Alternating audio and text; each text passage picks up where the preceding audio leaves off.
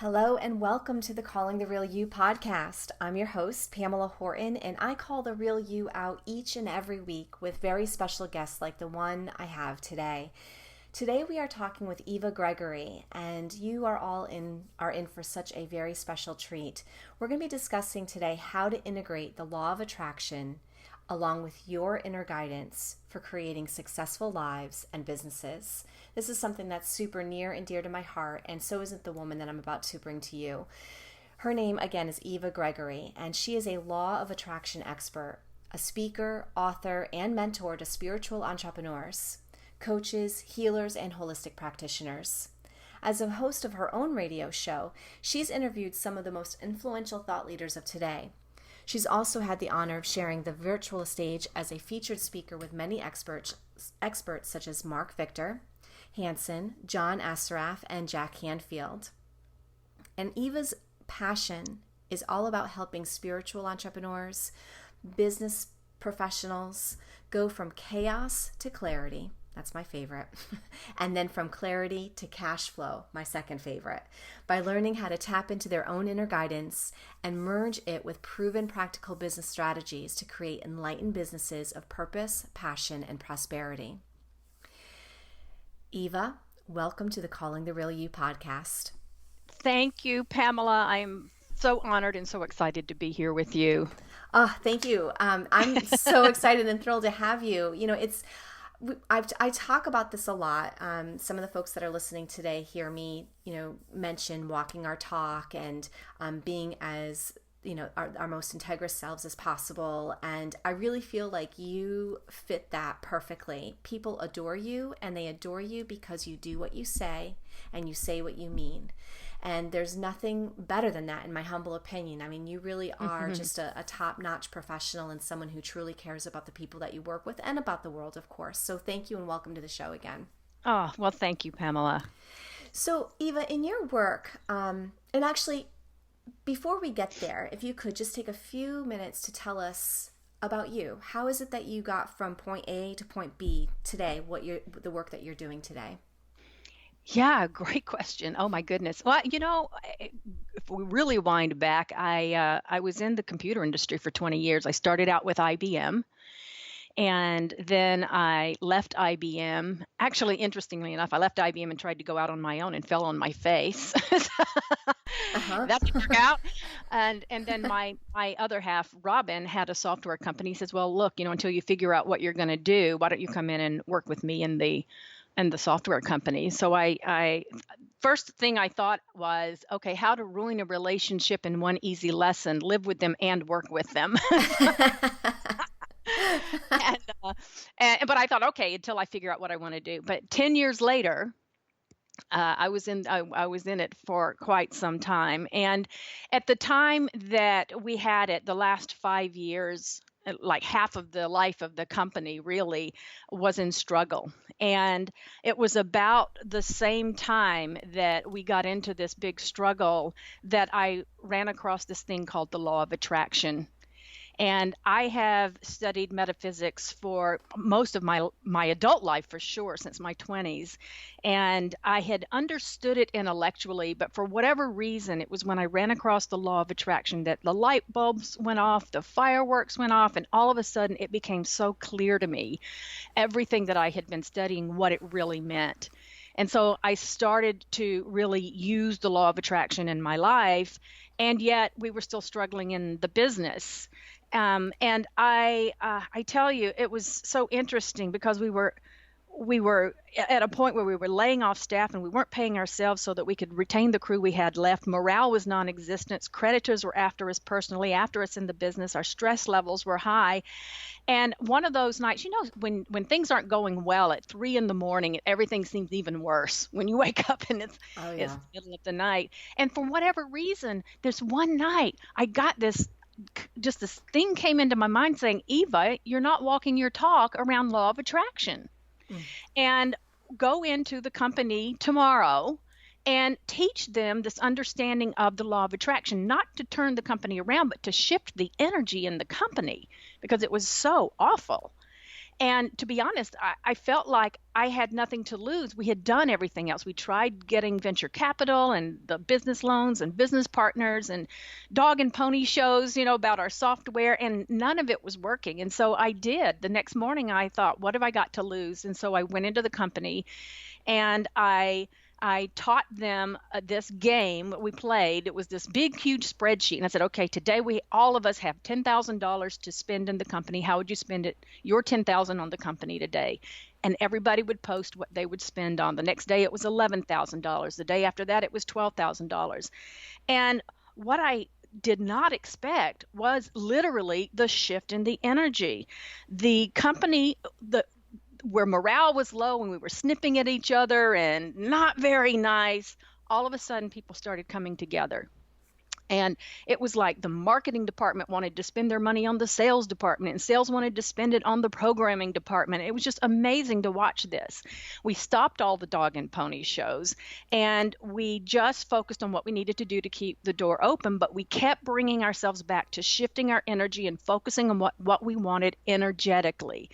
And within 9 months of my taking that process into the company, someone approached us about our software and said, we love what you have and we want to buy you out. And they did. They bought us out lock, stock, and barrel. And Robin and I particularly, went living from almost no paycheck to no paycheck, since we were not always collecting one for ourselves, to successfully selling that business.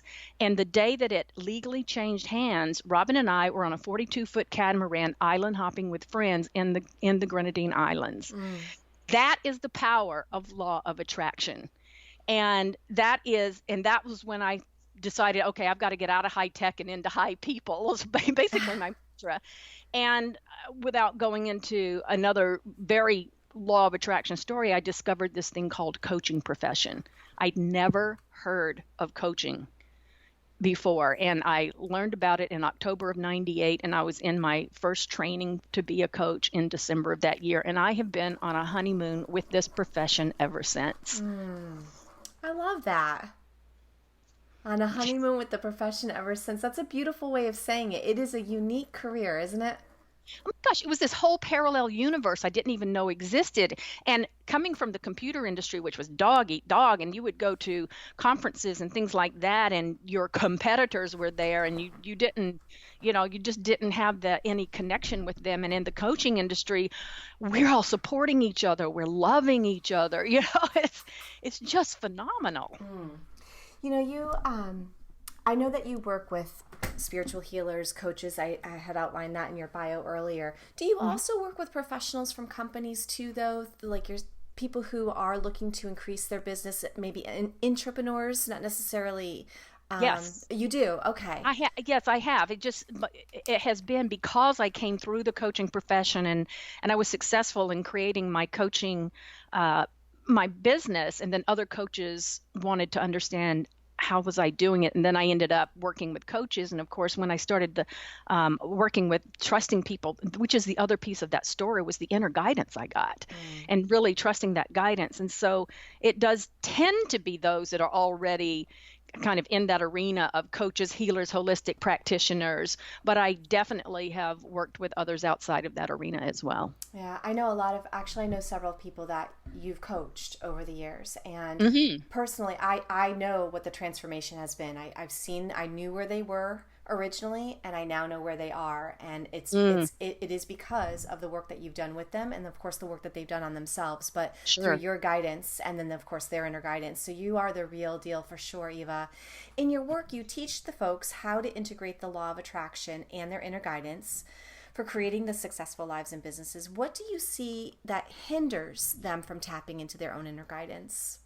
Yeah, and it's a huge it's common, I guess is what I'm trying to say. Basically, I found there are really 3 major areas that keep people from tapping into their own guidance. And the first one is that they're in their heads. Like you're leading your life from your head space and not your heart space. And so you're so busy trying to solve your problems by doing, and you could be doing all the wrong things, or you could even be doing all the right things by most standards. But if you're not coming from that heart space of knowing, from your innermost guidance, that's when it doesn't work. People are not lining up their energy first, but actually are trying to grow business from a place of fear and anxiety and frustration. And oh my goodness, all of the things that are the antithesis of growing a successful business. And that actually was exactly where I was when in the software company with Robin, where I was just, my whole focus, and it was so interesting that after I had learned law of attraction while in the company, right, was when I ran across it. And it was working for some of the little stuff, but it still wasn't working in the company because I immediately was seeing all the awful things happening in the company. And I would go right back to my old mode of operation, which is so easy to do. Mm-hmm. And that's what so many people do. And that's exactly what I did. And where was my focus? It was on, what if we can't meet payroll? What if we get evicted? What if, all of those things that are not where we want to be putting your focus. Mm-hmm. And so there was that point where I had to just stop. I had to get out of my head space and get into my heart space. What is it I want? How do I want to feel? At peace, secure. Those kinds of feelings. And when you can shift it from your head space to your heart space, what happens is there's a lot of gremlins and limiting beliefs, all that kind of stuff that goes on when we're in our minds. And when you can sink into your heart space, you bypass that stuff. So one of the things that I teach people to do is like take this rope ladder in your head, drop the rope ladder down, and now climb down that rope ladder into your heart. And just some of the different processes I use are to help people do that. And some people are a little harder to do. They want to get back up in their minds and finally say, okay, step down the rope ladder into your heart. Now burn the ladder. Right? But that's one of the biggest things is you're in your head. The second is that you might actually be asking for help, but you are expecting that help to look a certain way so that you miss the guidance when it's being given.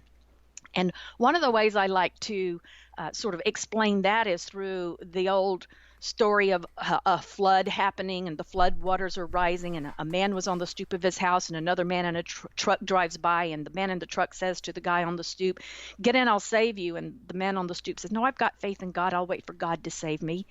And the flood waters keep rising, and the man goes up to the second floor of his house, and a man in a motorboat comes by and tells him to get in. And the man says, "No, I thank you, but I have faith in God. I'll wait for God to save me." And the flood waters keep rising. Pretty much he's on the roof of his house at this point. And a helicopter comes by and lowers a rope, and the pilot shouts down for him to climb up. And the man on the roof wouldn't do it. He told the pilot he had faith in God and he'd wait for God to rescue him. And of course, the floodwaters keep rising and the man on the roof drowns. So when he gets to heaven, he asks God, "Where did I go wrong? I had perfect faith in you and you let me drown." And God says, "What more do you want from me? I sent you a truck. I sent you a boat. I sent you a helicopter." Right. Isn't that what we do? It's like where we struggle in our lives, maybe we're being shown the way. Maybe we're being given the answers, but we're so fixated on our solutions or our answers looking a certain way, we can't even see or hear what's being presented to us. And that is a big block for a lot of people. Mm-hmm. And the biggest one that I work with people on is number 3, which is you're listening, but you're not trusting. You're ignoring the answers within you. You're not trusting it. And I share a lot about one of my clients who, before she came to work with me, actually, she told me how she had successfully grown her company to 7 figures, and then she wanted to bring a business partner in. And from the outside looking in, you would say she did all the right things. She did her due diligence. She hired an attorney.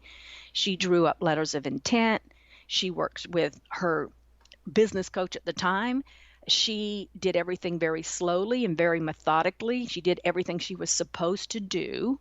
And she took on this new business partner. And when she came to me, she was saying, the whole time I did that, I felt sick to my stomach. And something didn't feel quite right. And that's where I was like, oh my gosh, this is where we override our intuition and our guidance with our logical mind, because logically everything looked great. She'd done everything she was supposed to. And she ended up losing her company. And that she told me, she said, I can see now what the outcome would have been had I just stopped and employed the principles you teach for just 10 minutes. 10 minutes would have meant a 7-figure success story instead of a 7-figure mistake. And it was pretty painful to watch, but she did learn. She learned to tap into her guidance. She learned to focus on what she wanted, and she started to listen. One of the things she did, which I thought was amazing, and again, something that people thought, are you crazy? She actually dropped the lawsuit that she had filed against her ex-business partner rather than going through that process. Now, is that the right answer for everyone? Maybe not. But for her, it was. And today she has a highly successful business now. But she released that anger and she just focused on putting her energy back into her new business. Wow. So trusting is huge. And especially when it doesn't necessarily make logical sense. It's a bit counterintuitive, isn't it? Very. Yes. Right. And it's at those times when it is counterintuitive, when you are in resistance and it seems crazy, that's the time that you're supposed to let go, release it, and then actually do what's coming in. Is that, am I hearing you correctly? Absolutely. And that's where you have to trust it, because it can feel very scary sometimes. Very scary. Because it's unfamiliar. Yeah. Absolutely. I know that for me, one of those was when I first got into coaching. I was just doing one-on-one coaching at that time. And I just kept thinking, I want to work with groups. But I'd never done that. And so I kept putting it off, right? Just wasn't doing it. And then there was another moment in time. This was later, and Robin was actually working for the company who bought us out. His company became a division of their company, right? And so he was brought on to continue in that particular division, and he wasn't happy at all. And I'm knowing law of attraction, I think this is crazy. It's not worth doing work that you aren't happy with. And I said, I don't care if you never work again. I love what I do. I am so in love with my now business. And then he came in one Monday and he said, well, you know how you said you didn't care if I never work again? He said, the company went bankrupt. Oh my goodness. Yeah, it was crazy. And be careful what you ask for. Like, yes. This is not how I had figured it would be going. And so I was like, oh my God. So I did go through panic. I did go into some panic for a little bit, and then I got quiet, and I just asked for what is the most important thing for me to focus on right now, because what I did now know is that I needed to not only bring in what I had been bringing in, but also what he had been bringing in, so that we could continue on in the lifestyle that we had. Mm-hmm. And in doing that, I got a download, and it said group programs. And I was like, all right, I'm listening now. See, I wasn't listening before. Now my back was up against the wall, and this was still what was coming in. And I went, all right, I sat down in that afternoon and laid out an entire year-long program. That afternoon session, by just getting quiet and tapping in, ended up creating a program that that program alone brought in $200,000 for me that year. And then subsequently, I ran that for about 6 years. For the years to come. But that was the power of just trusting and finally acting on the guidance I got. So it can feel scary, and it is about the unknown. And my big thing is jump, the net will appear. If it's your guidance, your guidance will never steer you wrong. Your gremlins will, but your guidance won't. Yeah, this is something, this space is I eat, breathe, sleep. This, right? I'm a perpetual student. I couldn't agree with you more. Everything that you're hearing, for those of you who have joined us, Eva does know what she's talking about. And I got to ask you, Eva, and we're going to talk about mindset in a moment here, but I do want to talk about, law of attraction is more mainstream now than it ever has been. Yes.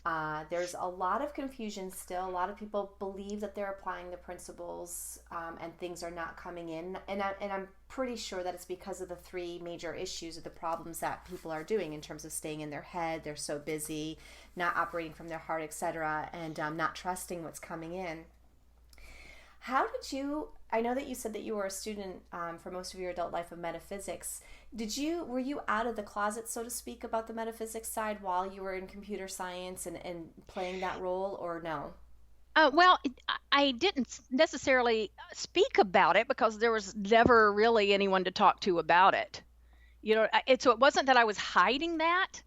It was just that it was something that was my interest. Just like someone would be, Your hobby, yeah, yeah. their interest is gardening, but I would never have a conversation with people about that. I'm Uh, curious because, oh, sorry, go ahead, hon. no, go ahead. I'm curious because the computer world is very science based, and Very. right. So what I'm trying to do is really validate the law of attraction, which is science. There, the law of gravity. It Totally. is science. So if you could speak to that just for a few moments, I want to Yeah. open up people's eyes to it Oh, more. yeah.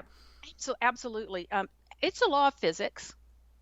Really, the universal law of attraction is a law of physics, and there is a lot of science that will back up the universal law of attraction. And I just want to make sure that we're all talking about the same thing, because I know we've got listeners from all different levels of Yes. life and understanding of this. And so really, my definition of law of attraction is whatever you put your focus, attention, and energy on and emotion into is what you're going to create more of. All right. And here's where I put the emphasis. It's on the emotion. Talk about getting back into that heart center, right? Mm-hmm.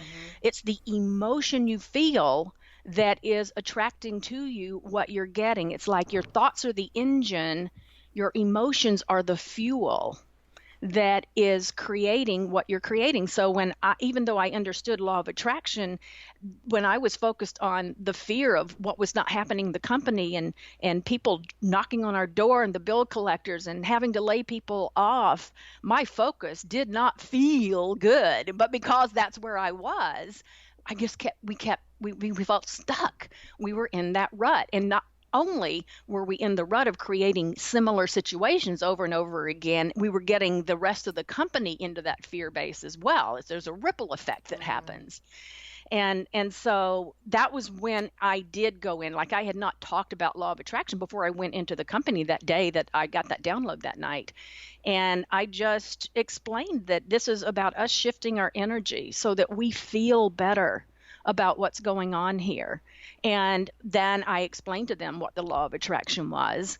And then we just started to play this game. And I would just recommend for anyone listening is to start to focus on what you want and how it feels. And when you do that, then it takes you back down into that heart center. And when you choose how you want to feel, you're going to feel an ease in your energy. That's how you'll know. And in that ease of your energy, you are now creating a different, very near future than you were a moment ago. Now, if you keep going back and forth like I was doing, then that's going to create whatever's going on as well.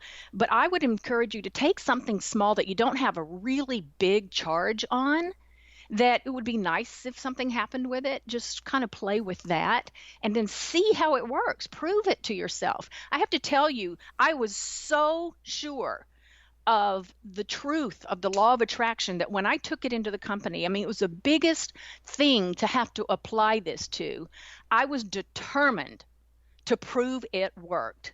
And did that mean that I took it into the company and now everything was great? It sounded like it when I told that story, but there was 9 months Mm. where we were working on that. I was working on myself. Did I not have any more panic attacks? And yes, I did. I was up and down and all around, but I kept bringing myself back to what I wanted to feel. And sometimes it got to a point where I just would lie in bed at night and go, God, I just want to feel good. I just want to feel good. I just want to feel good. Dear God, please, I just want to feel good. Mm. Until I would feel that shift. And so there were days went by and it looked like nothing changed, but I kept bringing myself back and managing my energy. Weeks went by and it felt like nothing's changed. Most people want to give up. And I knew there was something to this, and I kept going. And it took, in our case, 9 months. Doesn't necessarily have to take that long, people. Don't worry about it. But it did for us. And man, when it shifted, whoa, did it ever shift. And it was one of the most transformational turning points in my life at that time. And I could say being in that company and the struggles we were in was bad. That was a bad thing. And I'm telling you, it was the best thing could have happened. I never would have gotten it to the core of my being the way I did if it hadn't have been something like that. Yeah. Doesn't have to be that way for you. That's why I'm here to say, people, start now. Don't wait till you're in major crisis. That's right. Stop being miserable, because there's there's challenges and adversities, of course, that we need to go through, because at first we need to know what we don't want in order to know what we do want. But Eva's here, right? Eva is here, and she can definitely help you all. You've already started to tap into this in terms of mindset and managing that and mastering your mind, that it took 9 months for you. Can you talk a little bit more about that? Because I've heard you say before, 90% or more of success comes from our inner guidance and mindset. Absolutely. So basically mindset, it's like, people will define themselves as either a glass half empty type of person or a glass half full kind of person. And really what they're referring to is their mindset. So basically it's a way of thinking, and mindset's made up of your beliefs, the attitudes you hold, and it becomes your habit of thoughts. Your habit of thoughts affect how you feel, what you do, and the decisions you make. And so a glass half empty person tends to be more cynical and negative about most things, and the glass half full person tends to approach life a little more optimistically. So the mindset through which you approach your everyday life is determining your behavior and the results you experience in your life and in your business. Thank God your mindset is not set in concrete. You can actually shift it. And what I love is I have a mindset mastery formula. And it's thought plus emotional charge plus action equals outcome. Now, if we look at thought plus emotional charge plus action equals outcome, if we look at that from the perspective of law of attraction, you have a thought or a belief. That thought or belief creates an emotional charge or a feeling within you. And then how you're feeling emotionally determines the action you take or don't take, which results in a certain outcome. So, for example, if your thought is, I'm afraid I won't succeed, what if I fail? The emotional charge you have as a result of that thought is going to be one of constricted, it's going to be one of fear, you're going to feel scared. And then the actions you choose are going to come from a place of fear. They're going to reflect that fear. So because you're afraid you won't succeed, you will do crazy things. You'll procrastinate. You'll let opportunities pass you by, even when they're being offered. You will miss opportunities that are right in front of you. And as a result, you don't get your work out in the world. And of course, those who are searching for what you have to offer can't benefit, and you're struggling. So as a result of your mindset, and here's why it's so important with guidance, as a result of your mindset, even when you're being guided, you play small. You don't trust the guidance and you don't act on it. So that's the power of the two together. And in order to act on the guidance you're given, it's so important that you make sure your thoughts, your emotions, and actions are in alignment, which puts you in a position to experience the success that you desire and you deserve. And if you're not experiencing success, if you're struggling, then your limiting mindset is running you. And you've got to release the ego's mindset and come from the abundant mindset of your soul. Beautifully said. Eva, I can't believe we're out of time already. May I have your permission to have you come back and continue the conversation? I would be honored. Absolutely. I would love it. Wonderful. And I really want to thank you too. You've been very generous. Everyone who's listening, and the link will be included in the postings here. But Eva has generously offered to give us all a free offer, and you can find that at www.mindsetmasteryformula.com. And that's all together, mindsetmasteryformula.com. And on it, you're going to have all of the steps to the Mindset Mastery Formula that Eva just shared, and as well as the What If Up game, along with a free report and webinar. So Eva, thank you so much for your generosity. My pleasure. And thank you for joining us and being with us today. One last piece of advice that you might want to leave with the audience. Sure. I think the biggest thing that I learned for myself is really to start focusing on what you want versus not wanted as best you can. You don't have to be perfect at all, but please never give up. Never give up. Never give up. I could have given up so many times before that 9-month turning point. never give up. Thank you. That's very, very relevant in today's world, especially. Yes. Especially. Yes. Thank you. So, and thank you, everyone. I hope you found today's episode very helpful and encouraging and inspiring. I love the fact that you're part of this community. Thank you for spending your time with us. I know how all of us are very busy, and we appreciate you listening to the Calling the Real You podcast. I also wish to thank my husband, Eric Horton, and he's also my best friend and my business partner. Without him, none of this would be possible, as easy as it is. And I also wish to thank Reverend Patricia Quagnello from Sacred Stories, Lux Salon and Spa, Yola Portraits, Karen DeFelice Designs, and the transformational music by my friend Jim Oliver. Thank you so much, everyone. Have a wonderful couple of weeks, and remember to call the real you out.